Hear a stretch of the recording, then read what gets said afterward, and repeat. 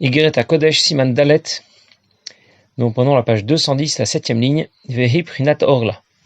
L'Admorazaken a cité un premier pasouk, en Siman Dalet, En Israël Nigalin Rabbi Tzedaka, les Bnei Israël ne sont sauvés que par la Tzedaka, et nous devions comprendre quelle est la relation entre la Tzedaka et la Geoula, la délivrance particulière que chacun obtient en accomplissant cette mitzvah de Tzedaka.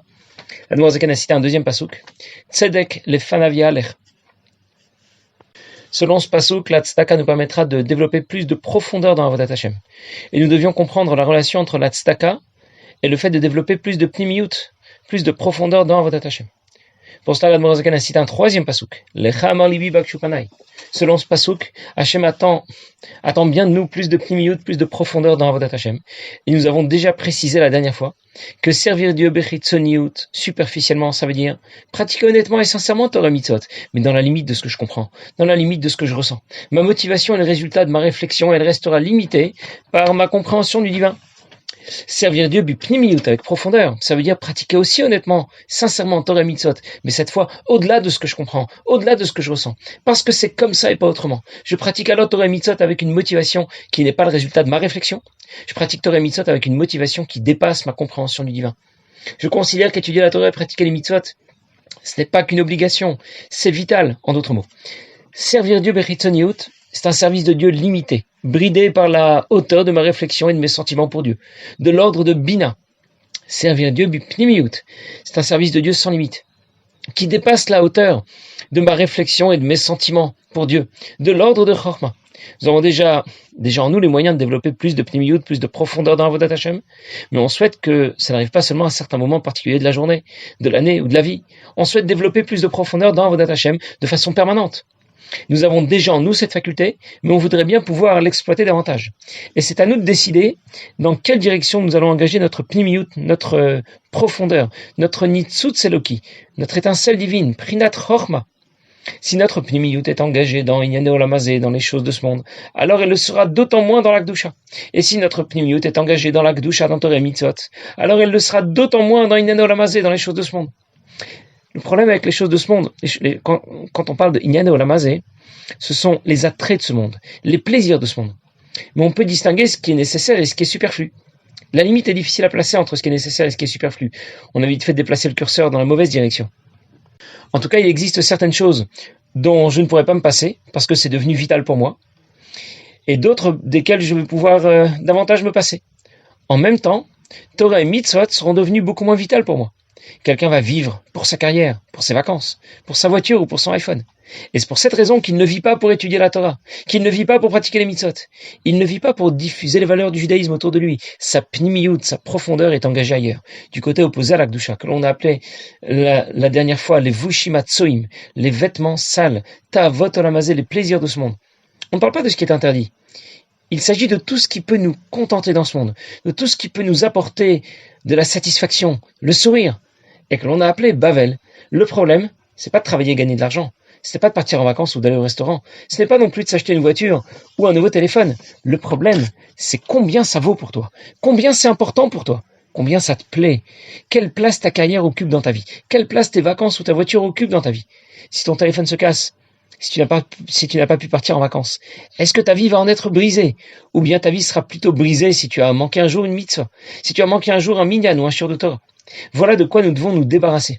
Voilà ce que nous devons expurger de notre vie. L'attrait pour les choses de ce monde, Inyane Olam Hazeh. Ce qui est interdit, on n'en parle pas. Ce qui est permis et superflu pourrait être balayé facilement parce que c'est superflu. Ce qui est permis et nécessaire va poser le problème principal. Il ne s'agit pas de s'en débarrasser, la question est de savoir combien c'est important et vital pour moi. Qu'est-ce qui risque de t'angoisser davantage? Est-ce que c'est d'avoir manqué une bonne affaire ou c'est d'avoir manqué de prier convenablement? Celui qui a manqué une bonne affaire va être souvent stressé, angoissé. Il s'en voudra pendant des jours, des semaines. Il ne sait même pas s'il va s'en mettre. Il faut qu'il trouve une solution. Et il la trouvera. S'il gagne seulement le SMIC, il ne voudra pas s'en contenter. Il va chercher à faire mieux. Il ne va pas se résigner. Il essaiera de se lever plus tôt, travailler plus. Il va peut-être cumuler des emplois. Il ne va pas accepter sa situation avec philosophie. Il va tout faire pour réussir. Et même s'il connaît des échecs, il ne va pas se décourager. Il va encore persévérer. Au contraire, celui qui ne sait pas étudier comme il aurait dû savoir étudier, celui qui n'a pas prié convenablement, Ou s'il a proposé à quelqu'un de mettre les tefilines et l'autre a refusé. Ça l'angoisse pas. Tant pis, dommage, c'est tout. Il n'est pas tellement contrarié, parce que sa pnimiout est ailleurs. Si sa pnimiout, sa profondeur était vraiment dans Torah et Mitzvot, sa réaction aurait été complètement différente. S'il n'a pas prié convenablement, il ne va pas balayer le problème sous le tapis. Il va chercher des solutions, il va se renseigner pour savoir quel conseil donner Rebbeim, l'Admor Zaken, pour que ça s'améliore. Il va régulièrement mettre une pièce à la tzedaka avant de prier. Il va essayer de se tremper dans un mikvé plus régulièrement, s'il peut le faire. Il va passer un peu plus de temps à prendre la chassidoute avant la tfila. Il va essayer de suivre mot à mot dans le sidour, même si ça ne fonctionne pas. Il va persévérer et il va prier que Dieu l'aide à réussir. Alors je récapitule. Quand la situation matérielle n'est pas très bonne, il ne se résigne pas. Il fera tout ce qu'il faut pour que ça s'améliore. Et par contre, quand sa situation spirituelle n'est pas très bonne, il se résigne, il l'accepte avec philosophie. Pourquoi ? Parce que sa pnimiout n'est pas dans Torah et Mitzvot. Parce que sa pnimiout, sa profondeur est ailleurs. Elle est vers les ta'avot olamazé. Elle est vers les plaisirs de ce monde. Alors dans les mots. Viprinat orla. Il s'agit de orla, de cette excroissance de peau qui recouvre la brit mila, grâce à la brit, ou une kuda apnimit shebalev, qui recouvre la partie la plus profonde de notre cœur. Val Zeneemar, et c'est à ce sujet que dit le Pasuk, ou Maltem et Orlat levafrem. Vous allez circoncire l'excroissance de votre cœur. Vine be mila yesh tebechinot. Mila ofria. La mila se fait en 2 temps, enfin pas en 2 temps, mais il y a 2 choses à réaliser au moment de la brit mila. Il faut faire ce qu'on appelle mila et priya. L'Admor Zaken va expliquer tout de suite. Shen or lagasa ou klipadaka. Ces 2 mots correspondent au fait d'avoir coupé et éliminé d'abord une première peau qui est plus épaisse, mila, et fria, le fait d'avoir coupé la peau qui est plus fine et qui se trouve en dessous de la première. Et ainsi, en ce qui concerne ce qui recouvre notre cœur et qui empêche notre pnimiyut, la profondeur de notre cœur, de se révéler en direction de Torah Mitzvot. Il y a aussi en nous différents attraits, différents plaisirs, les plus grossiers, les plus superflus, et puis les plus fins, les plus nécessaires, qui correspondent à Mila Ofria, ou Mal Velopara qui loue le mal. Alors s'il a fait la moitié du travail, s'il a fait seulement la Mila et pas la Bria, c'est comme s'il n'avait pas fait la Brit Mila du tout. Sauf, parce que la Brit Mila est encore recouverte finalement, d'une peau épaisse ou d'une peau plus fine, mais elle est recouverte. Et de la même manière, s'il n'a fait qu'évacuer son attrait pour les choses les plus superflues, mais il n'a pas évacué son attrait pour les choses les plus fines, les moins superflues, les plus nécessaires, eh bien c'est comme s'il n'avait pas du tout évacué son attrait pour les choses de ce monde, qui sont Bifrinat Galou de Shivia, qui sont en exil. Que vient de nous dire l'Admor Zaken ? La orla est la peau qui recouvre la mila, la brit mila. Les plaisirs de ce monde et ta'avot olamazé recouvrent aussi la profondeur de notre cœur. Et ce qui sera pour nous un centre d'intérêt dans la vie de ce monde, va cacher et mettre au second plan notre motivation profonde à étudier la Torah et à pratiquer les mitzvot.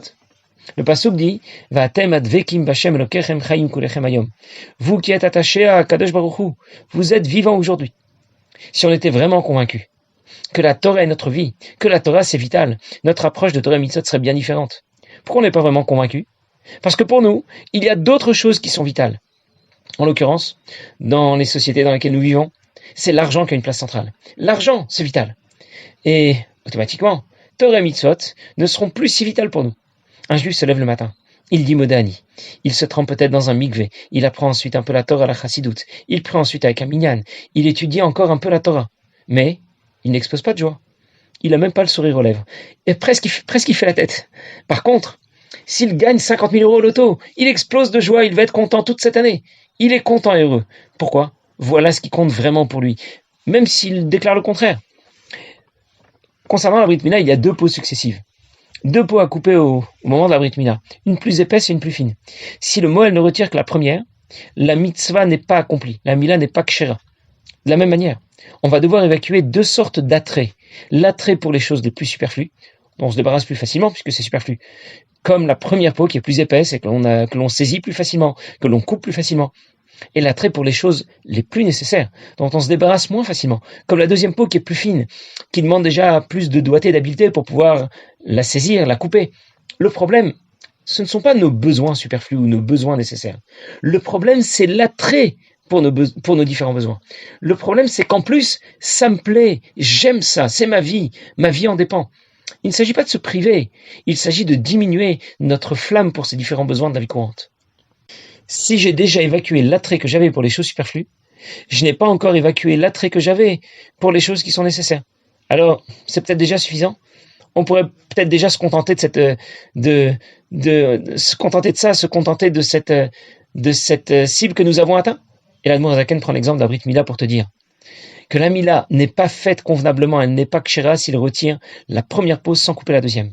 C'est comme s'il n'avait rien fait. Et de la même manière, celui qui a su évacuer l'attrait qu'il avait pour les choses superflues, mais il n'a pas encore expurgé l'attrait qu'il avait pour les choses nécessaires, eh bien c'est comme s'il n'avait rien fait. La barre est donc placée très haute.